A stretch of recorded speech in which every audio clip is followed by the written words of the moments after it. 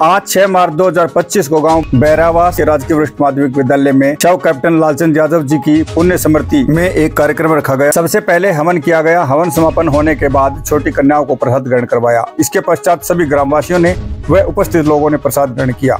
इसी मौके पर मुख्य अतिथि के रूप में पहुंचे कर्नल इंद्राज सिंह व उनकी धर्मपत्नी। यहां पहुंचने पर समस्त ग्रामवासियों व उपस्थित एक्स सर्विसमैन फौजी भाइयों ने उनको फूल मालाएं पहनाकर जोरदार स्वागत किया।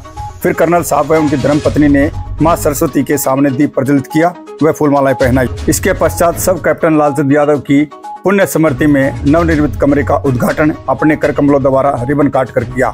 इस बारे में परिवार वालों का क्या कहना है, आइए देखते हैं। नमस्कार साथियों, आप देख रहे हैं दैनिक टाइम्स स्कूल विद्या के साथ। और आज हम डिस्ट्रिक्ट मंदसौर के गांव बैरावास में उपस्थित हैं और यहाँ पे गवर्नमेंट सीनियर सेकेंडरी स्कूल है। इसके अंदर प्रांगण में हम मौजूद हैं और इधर हम आपको दिखाना चाहेंगे इस स्कूल के अंदर प्रोग्राम रखा गया। और यहाँ पे दिल्ली से चल के कर्नल साहब हमारे साथ यहाँ बन चुके हैं।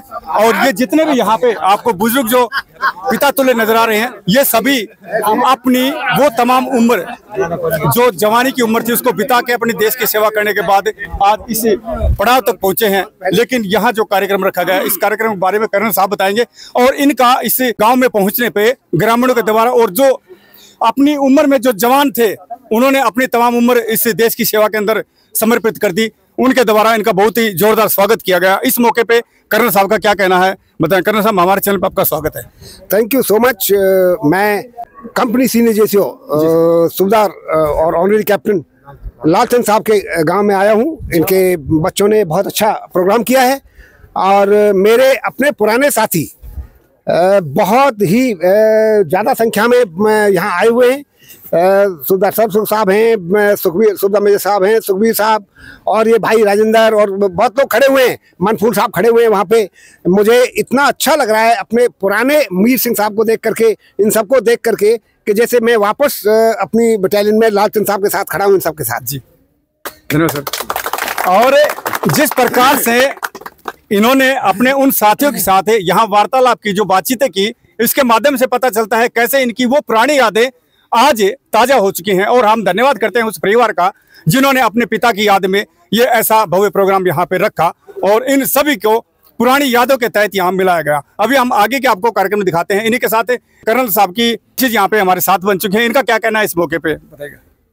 हम साहब के बच्चों के बहुत तहे दिल से धन्यवाद करते हैं जिन्होंने अपने पिता की स्मृति में इतना पुण्य का काम किया है, देश को आगे बढ़ाने का काम किया है, जहां पे हजारों बच्चे शिक्षा लेंगे और देश के लिए योगदान देंगे। कुछ फौज में जाएंगे, कुछ डॉक्टर बनेंगे, कुछ इंजीनियर बनेंगे। सबका योगदान होगा शिक्षा में और देश में। धन्यवाद मैम। और साथियों, एक हमारी हर बात आपसे शेयर करता हूं मैं कि आपको जीवन के अंदर हर चीज मिलेगी। आप कितने भी बड़े अधिकारी बन जाएं, कितने भी बड़े आप बिजनेसमैन बन जाएं, हर चीज आपको मिलेगी। सिर्फ एक माता पिता हमको जीवन में एक ही बार मिलते हैं, तो इनकी कदर करें और इनका मान सम्मान करें। इनको उस समय आपकी जरूरत होती है, तब ये अपनी तमाम उम्र बिता के और एक वृद्ध अवस्था में चले जाते हैं, तो आपके इनको सहयोग की जरूरत होती है। तो ये पूरा सहयोग अपना करें। अभी हम आपको फुटेज दिखाते हैं आगे की।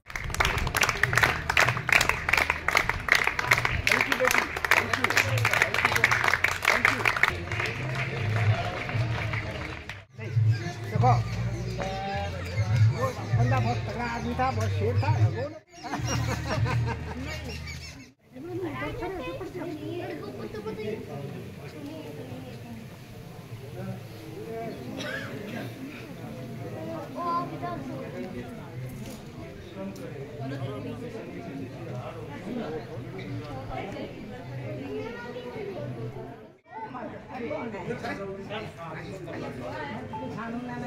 रेडी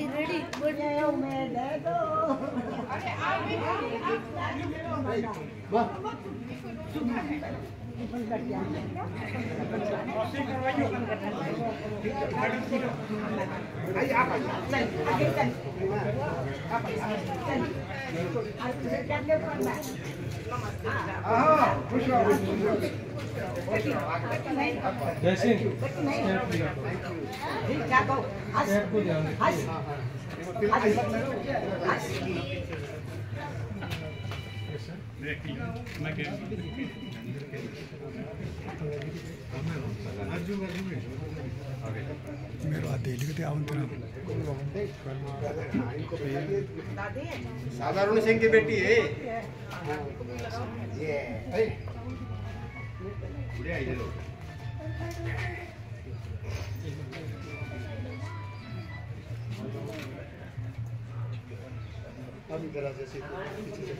आप हाथ लगाएंगे, आप चलेंगे, आप चलिए आपके साथ बेटा पकड़ो, हम हाथ लगाएंगे, काटो गया। मैडम और आप हमारे चीफ गेस्ट हो। अरे हम तेरी माँ हमारी चीफ गेस्ट है।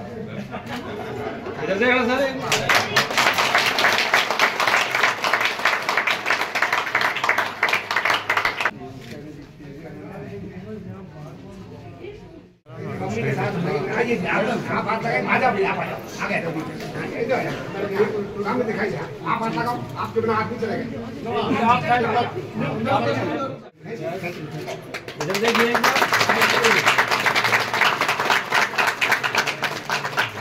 यहाँ आए और अपने पिता के संदर्भ में, इस कार्यक्रम के संदर्भ में हमें कुछ जानकारियां दें और आने वाले मेहमानों का स्वागत करें। आदरणीय प्रवक्ता जय सिंह जी। बहुत ही आदर और सम्मान के योग्य आज के इस कार्यक्रम के मुख्य अतिथि कर्नल इंद्राज सिंह जी, उनकी जीवन संगनी मैडम जी, प्रधान जी, यादव सभा से आए एडवोकेट अभिराम जी, सूबेदार सर्वसुख साहब, कैप्टन साहब, एनसीओ जेसीओ 9 महारेजिमेंट के सभी मेरे ग्रामवासी, स्कूल स्टाफ और मेरे रिश्तेदार सभी का मैं यहाँ पर पहुँचने पर हार्दिक अभिनंदन और स्वागत करता हूँ। आज मेरे पूज्य पिताश्री कैप्टन लालचंद यादव जी की स्मृति में इस कमरे का जो उद्घाटन कर्नल साहब के हाथों से हुआ है, ये एक गर्व की बात है कि सारे पापा जी के साथ ही मुख्य जो चीफ गेस्ट हैं वो तो कर्नल साहब हैं ही, स्पेशल गेस्ट के रूप में सभी आर्मी के पापा के साथी जितने भी कैप्टन साहब, सूबेदार साहब यहाँ आए हैं, उनका मैं तहे दिल से आभार व्यक्त करता हूँ जिन्होंने, और मैं उनको सल्यूट करता हूँ जिन्होंने अपनी जवानी देश के नाम कर दी।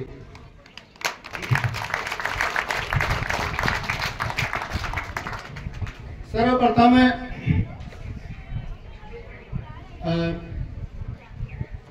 मेरे जो शिक्षा जगत से मेरा जुड़ाव हुआ उसके बारे में मैं थोड़ा सा आपको बताना चाहूंगा कि बचपन में मेरे दादाजी सर्वज्ञ श्री हरदाल नंबरदार जी, उन्होंने हमें बचपन में बताया कि बेटा शिक्षा ऐसी नहीं कि 1 मिनट में मिल जाए या 1 दिन में हम अचीव कर लें, उसे हमें बड़े लंबे कंटिन्यूस प्रोसेस है और उसको लगातार, उसको कम्युनिटिव प्रोसेस है, धीरे धीरे वो संचय होती है, वो बहुत व्यापक चीज है, तो हमें धीरे धीरे करना चाहिए। वो बड़े शांत सरल स्वभाव के व्यक्तित्व थे, सभी को एक अच्छी नेक सलाह देते थे और गणित के बड़े जानकार थे। डेढ़ा, ढावा, सवाया, पूर्णा, ये चीजें जो हम कैलकुलेटर में भी ठीक से नहीं कर सकते, वो चुटकियों में मुंह जवानी कर दिया। परिश्रम और लगन के बल पर हासिल किया। 17 साल की आयु में आर्मी को ज्वाइन किया और एक सैनिक जब सिपाही बन के जाता है और लास्ट पर जो होता है ऑनरी कैप्टन तक, वो सारे प्रमोशन पापा जी ने लिए अपनी मेहनत के बल पर और अपने कठिन परिश्रम के बल पर। उन्होंने ना ही खुद परिश्रम किया बल्कि हमें भी बहुत परिश्रम करने के लिए हमें भी आगे प्रोत्साहित किया। अभी भी उन्होंने अपने आप को ऐसा या महसूस नहीं किया। मैं मेरे पूर्वजों को जिन्होंने मुझे शिक्षा संस्कार दिए, उन सभी बाप दादा के जो शिक्षा संस्कार दिए गए हैं मुझे, उनका मैं हमेशा आभारी रहूंगा क्योंकि उन्होंने मुझे सुखद जीवन दिया है। उनका मैं होड़ तो नहीं कर सकता, लेकिन उनकी बताई हुई बातों का मैं जीवन में पालन करूंगा। पापा जी का एक सपना था कि मेरे 2 बेटे हैं, एक बेटा मैं चाहता हूं कि डिफेंस में जाए, एक शिक्षा जगत में जाए। तो छोटा भाई जो है वो आसाम राइफल में है और आज के जो हमारे चीफ गेस्ट हैं उनका पापा जी के साथ विशेष स्नेह रहा है, विशेष आशीर्वाद रहा है, और जिस वजह से पापा और मेरे परिवार के सपने जो हैं वो पूरे हुए। पापा जी ने जो भी सपने देखे वो पूरे हुए। उनमें आपका हमारे परिवार के प्रति एक विशेष स्नेह और आशीर्वाद रहा है। हमारे बीच में प्रधान देवेंद्र यादव भी हैं। उनकी मेरे पापा जी वो शिक्षा से, समाज से, हर तरह के कार्यक्रम में उन्होंने कहा कि ये कार्यक्रम जैसे समाज के प्रति हमारा जो दायित्व है और समाज के प्रति, शिक्षा के प्रति जो हमारा दायित्व है वो निर्वहन करते रहे। बस मैं उनकी बताई हुई बातों को अमल करूंगा, जीवन में उनको अपनाने की कोशिश करूंगा। धन्यवाद। जो आप पुण्य काम, आपकी पीढ़ियां, आपके बच्चे जो करेंगे वो सब चीजें इस सृष्टि के अंदर मौजूद रहेंगी जहां वो भी है। तो कदापि ये ना समझे वो नहीं है। आपके जो कर्म है वही उनको वहां तक ले जाएंगे। हमारे शास्त्रों में कहा गया है कि हजारों शब्दों की ध्वनि से कर्म की ध्वनि ज्यादा गुंजायमान होती है। इसलिए जिन्होंने कर्म किया है, कर्म योगी भगवान श्री कृष्ण कहते हैं, उनको कदापि कोई भुला नहीं सकता, बस वो पालन करने योग्य होते हैं। और हमारे सैनिक महोदय यहाँ बैठे हैं, कैप्टन प्रताप सिंह जी, उनका मैं अरुण सिंह भाई साहब, अजय सिंह जी से निवेदन करूंगी फूलमाला से सभी जो हस्तियां हमारे बीच में उनका स्वागत करें। अब ऐसे हो, है ना? तो सूबेदार मीर सिंह जी, शक्ति, शौर्य, साहस को सभी स्वाभिमान हो तो व्यक्ति आयु। हवलदार जगदीश जी, बस मेरे से नाम रह गया हो, घर में भूल जाते हैं क्या समस्या आ रही है और लाभार्थी के लिए अपना सब चीज अर्पण कर देते। वो रौनक पुराने समय की याद के साथ में कि हम भी युवा थे, हमने कैसे कैसे देश को यहाँ तक पहुँचाया है, वो इनके अंदर एक अभिमान है, गर्व है, गौरव है।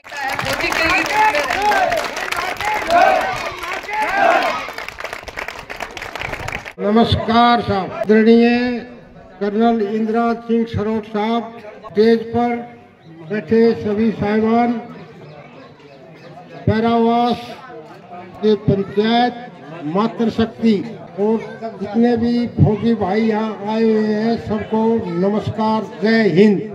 ये जो कैप्टन लालचंद साहब की पुण्यतिथि पर जो उनके लड़के लेक्चरर जय सिंह ने जो काम इतना अच्छा किया है, जो आगे आने वाली पीढ़ी हमेशा याद करती रहेगी। और हमारे साहब हैं जो कैप्टन साहब लालचंद साहब, उसको याद हमेशा के लिए रखा जाएगा। हमारे जो कर्नल साहब हैं, हमने उनके साथ सन 73 से लेके और 2003 तक हम उनके साथ सर्विस में लगे हुए थे।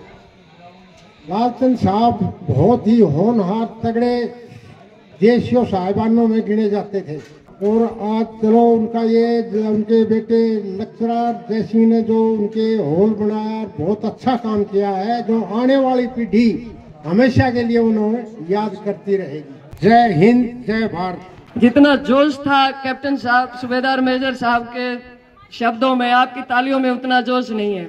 इतने धूप के भी वो मत बनिए, ये वो जीने वाले हैं, इनके लिए तो हम जितनी तालियां लगाएं उतनी कम है। गणमान्य और सम्मानीय पैरावास के निवासी, लेडीज मातृशक्ति जिसको कहते हैं, और मेरे फौजी भाई, पर्टिकुलरली 9 महार के जो भी साहिबान आए हैं, उन सब का मैं तहे दिल से स्वागत करता हूं, तहे दिल से धन्यवाद भी करता हूं कि थैंक यू कि आप लोग आए और एक मौका दिया आपस में मिलने का।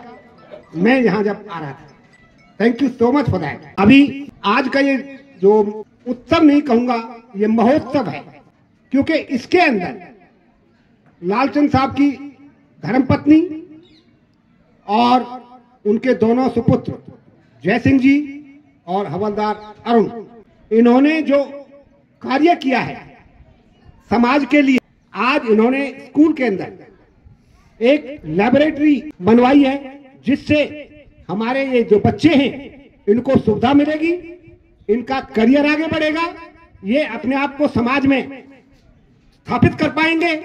इसमें से कुछ लोग, कुछ बच्चे डॉक्टर बनेंगे, कुछ इंजीनियर बनेंगे, कुछ आर्मी में जाएंगे, एयरफोर्स में जाएंगे, और कुछ नेवी में जाएंगे, कुछ और अच्छी अच्छी जगहों में आगे बढ़ेंगे। तो ये जो काम किया है बहुत कम मिलता है, जो अपने पिताजी की स्मृति में महेंद्रगढ़ में लाइब्रेरी में एक कमरे का एडिशन कराना, यहाँ पर एक बड़ी लेबोरेटरी बनवाना, साथ में जो भी धर्म के कार्य हैं, गौशाला में दान देना, एनजीओ को दान देना, ये करना एक बहुत ही संस्कारी बच्चों का काम होता है। एक नॉर्मल बच्चा ये नहीं करता है। और ये सम्मान जो उन्होंने आज मेरे साथी ऑनरी कैप्टन लालचंद साहब को दिया है, मैं उसके लिए जय सिंह जी का और अरुण का बहुत बहुत तहे दिल से धन्यवाद करता हूं। थैंक यू सो मच जय Singh, thank you so much Arun, grateful for everything. बहुत ही बढ़िया काम, और ईश्वर करे आपका परिवार बहुत आगे बढ़े, समाज में इसी तरह से योगदान देता रहे। मैं आपको कुछ बातें लालचंद साहब के बारे में बताना चाहता हूं। उनके बारे में ज्यादा नहीं कहूंगा, लेकिन दो चीज बताऊंगा। सबसे पहली बात तो ये कि वो इंसान बहुत शरीफ, एकदम मीठा बोलने वाला, कभी किसी की बेइज्जती नहीं करनी, गुस्सा नहीं होना। अगर गुस्सा हुआ तो थोड़ी सी आवाज ऊंची हो गई, वरना कुछ नहीं कहना। हमारे एमटी मोटर प्लाटून जिसको गाड़ियां चलानी होती है, उसमें लालचंद साहब थे, और हमारे ऑनरी कैप्टन सर्वसुख साहब थे। सर्वसुख साहब होते थे जो वीआईपी गाड़ियां चलाते थे, लेकिन लालचंद साहब होता था जो दुश्मन के सामने लड़ाई की जाती है वो चलाने के लिए, उसको आरसीएल बोलते हैं। मैं उनका एक उदाहरण देता हूं। आरसीएल जीप जो है वो पुराने जमाने में विली में जीप, जो पुरानी जीप होती थी, उस पे आरसीएल माउंट की जाती थी। और आरसीएल जब फायर करती है वो टैंक के खिलाफ फायर करती है। जब दुश्मन का टैंक सामने होता है तब वो फायर की जाती है। अगर उसकी खासियत ये, कमी उसकी ये, खासियत भी कहूँ कमी भी कहूँ, खासियत तो ये कि वो टैंक में अगर लग गई तो टैंक एकदम खत्म हो जाता है, बर्बाद हो जाता है। और कमी क्या है कि जब वो फायर करता है तो उसका 15 मीटर पीछे और तकरीबन 20 फीट चौड़ा एक अग्नि का गोला सा दिखाई देता है, जो दूर से रात में दुश्मन को दिखाई देता है। लेकिन लालचंद साहब वो ड्राइवर थे जो उस गाड़ी, उस जीप को, मोटर जो आरसीएल उस पर माउंटेड है, जितनी देर में फायर किया, फायर करने के 30 सेकंड के बाद तो दूसरी पोजीशन में ले जाते थे। यानी दुश्मन को, अगर दुश्मन ने देखा कि यहां से फायर आया तो वो वहां गोला मारेगा, लेकिन वो मौका नहीं देते थे। वहां से इतनी तेजी से उसको उठाते, जबकि वो 300 केजी की गन होती है, 300 केजी गन उसके ऊपर माउंट है, लंबी बैरल है, लेकिन वो इतना फुर्ती से, इतना कंट्रोल से उसको ले जाते थे कि हमें ऐसा लगता था, ऐसा ड्राइवर जो हमारे पास है ये हमारे लिए गर्व की बात। ये ऐसा बहुत ही धुरंधर, बहुत ही अपने काम में माहिर आरसीएल का हमारा एक ड्राइवर होता था, जो बहुत इंपॉर्टेंट है कि दुश्मन को फायर करने के बाद में ये ना पता चले कहां है, वरना वो वहां से फायर करेगा, ये आरसीएल को बर्बाद करेगा। जब तक वहां से वो देखता, फायर करके पोजीशन लेता, वो अगला 50 मीटर दूर या 100 मीटर दूर अपनी आरसीएल जीप को छुपा देता। अपना जान की परवाह ना करके वो करें। दूसरा, सियाचिन की जो जगह है वो तकरीबन 17,000 से 21-22,000 फुट तक की होती है, और वहां पे बर्फ ही बर्फ रहती है। तो लालचंद साहब को खुददारी की बात बताऊं आपको कि वहां पर केवल फिट आदमी जाता है, और अनफिट यानी कि जिसमें किसी का बीपी हाई है, शुगर हाई है, दांत में भी अगर दर्द है तो उसको नहीं ले जाते, क्योंकि अगर वो ले गए और दांत में दर्द है, मौसम खराब हो गया, बर्फ पड़नी शुरू हो गई, तो वहां से आदमी को हवाई जहाज से लाया जाता है, पैदल ला नहीं सकते, क्योंकि जब तक रास्ता खुलेगा नहीं, बर्फ बंद नहीं होगी, पता नहीं चलेगा। अब जब बर्फ पड़ गई तो वैसे भी पूरा सफेद हो जाता है, फिर रास्ता भी भूल जाते हैं कि ये रास्ता यहाँ से था, और कभी कभी खाई में गिर जाते हैं, जान चली जाती है। तो उसकी वजह से अगर मान लो दांत में भी दर्द है तो उसको भी पहले कहते हैं कि पहले अपना दांत का दर्द ठीक कराओ, तब ऊपर आपको लेकर आए। तो इनको बोला डॉक्टर ने कि आप नहीं जा सकते क्योंकि आपका बीपी हाई है, और कुछ और बताया था।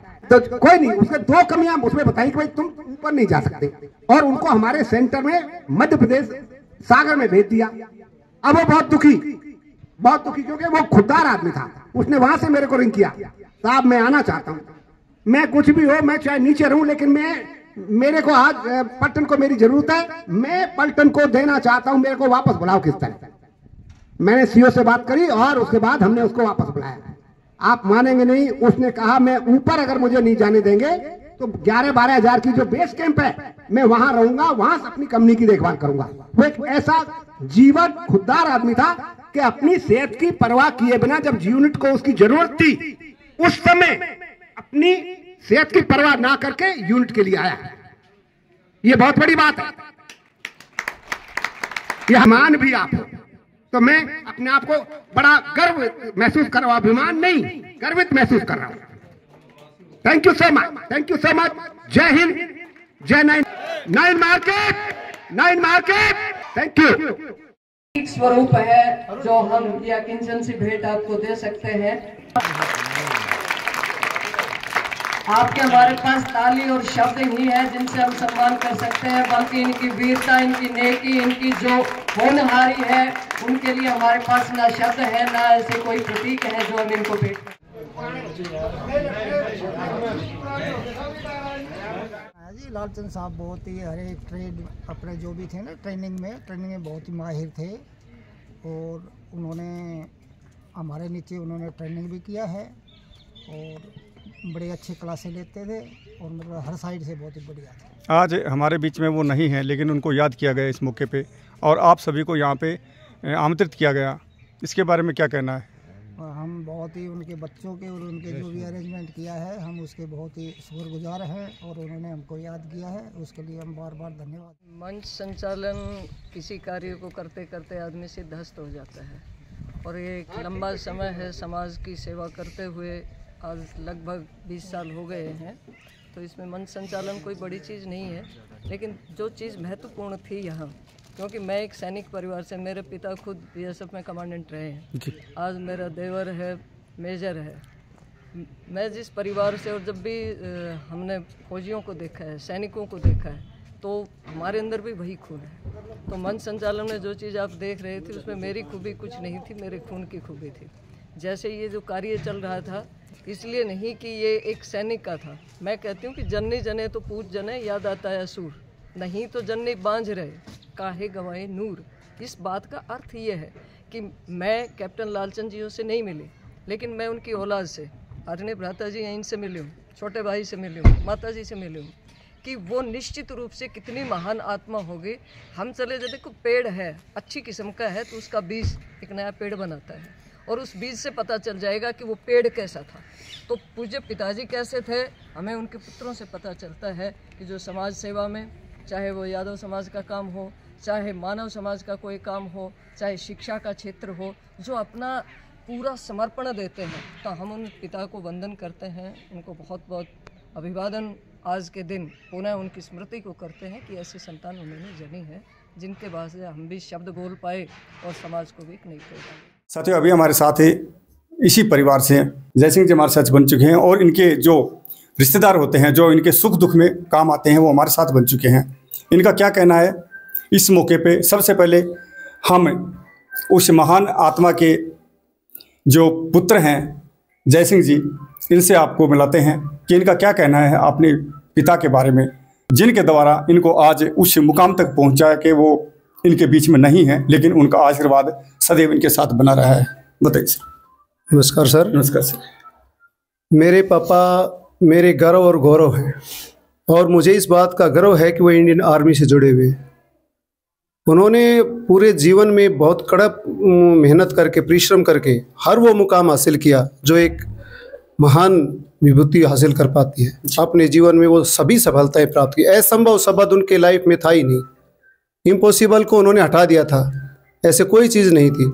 और उनकी मेहनत की वजह से हमें एक बहुत अच्छा, एक सुखद जीवन मिला है।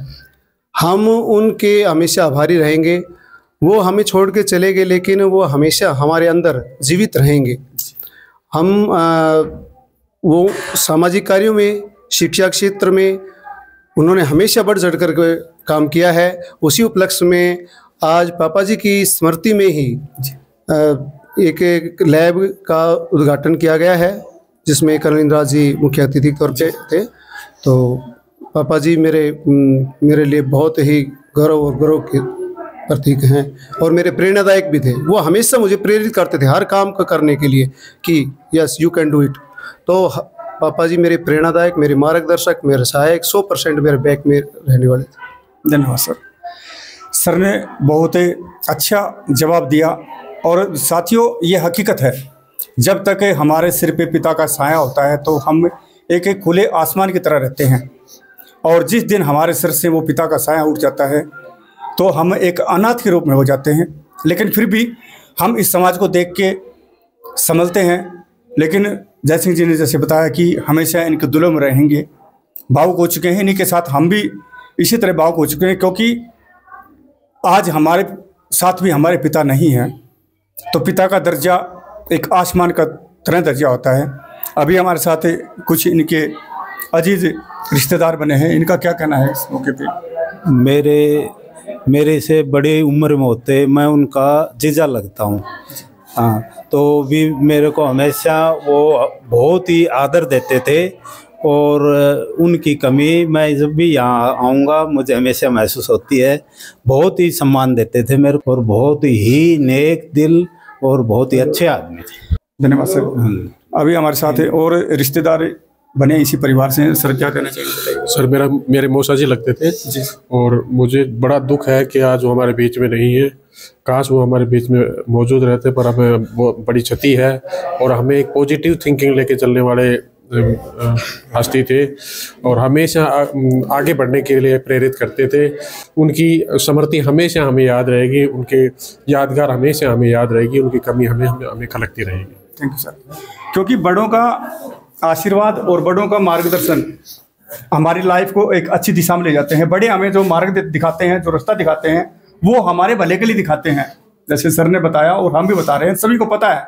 लेकिन उनके मार्ग से कुछ साथी भटक जाते हैं, वो उनके मार्ग को नहीं चुनते और उन्हीं को आखिर में पछताना पड़ता है, उन्हें बहुत बड़ा हर्जाना भरना पड़ता है उसका। अभी हमारे साथ दूसरे बने हैं, ये क्या कहेंगे? नमस्कार सर। नमस्कार सर। मैं उनकी बेटी का हस्बैंड हूँ जी। मैं भी आर्मी से ताल्लुक़ रखता हूँ।